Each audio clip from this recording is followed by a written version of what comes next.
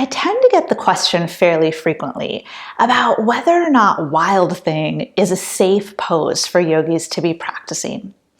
And my answer is usually that it's not so much a question of whether Wild Thing is inherently safe or unsafe, but it's more a question of whether the individual body that wants to practice Wild Thing, whether that body is prepared to handle the loads of the pose.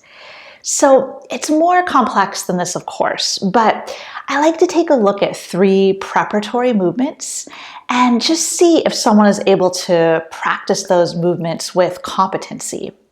And if they are, that usually tells me that Wild Thing is probably an appropriate pose for them. So let's take a look at those 3 preparatory movements now. And if you appreciate this content, subscribe so that you can stay up to date on all of the info and tips that I share. The first preparatory movement that I'd like to make sure that someone is able to practice well is the ability to move their shoulder blades with control on their back. And this is a more detailed movement than we really have time to get into in this quick video. But basically, I just like to make sure that someone is able to, with control, take their shoulder blades on their upper back and retract them, elevate them, protract them, and depress them. And all of that without other parts of their body wanting to jump in and move at the same time, but just isolating that shoulder blade movement. So if someone is able to do that, that is 1 green check mark toward telling me that Wild Thing is probably appropriate for them.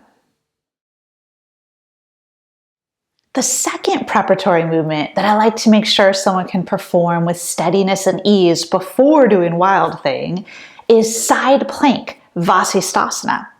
And I just like to make sure that someone is able to be here using their strength and control, and that they can hold this shape steadily for like maybe 30 seconds or so. So they're not trembly here, they're not wobbly, their shoulder isn't sliding up toward their ear, things like that. That they have good control and competency in a side plank position. The third preparatory movement that I'd like to make sure that someone is competent at before Wild Thing is wheel, or Urdhva Dhanurasana. So that's just your back bend in yoga, where we have our arms overhead, our shoulders in flexion.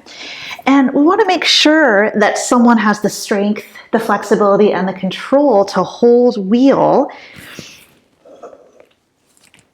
for several breaths, and to not feel discomfort here or a sense of strain, especially in the low back area.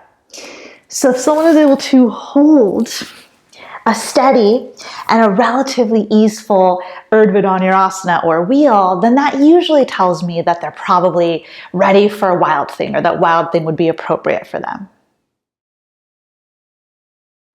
So it's a little more complex than this, of course, and everyone's body is different. But in general, instead of looking at Wild Thing as simply safe or unsafe, I think it's more helpful and more productive to look at movement preparation and movement capacity. And once we understand that and can apply that to an individual body, that gives us a much more helpful and accurate tool to determine whether Wild Thing is appropriate for any individual. So I hope that you found this info helpful and you can apply it to your own practice or to your yoga teaching if you're a teacher.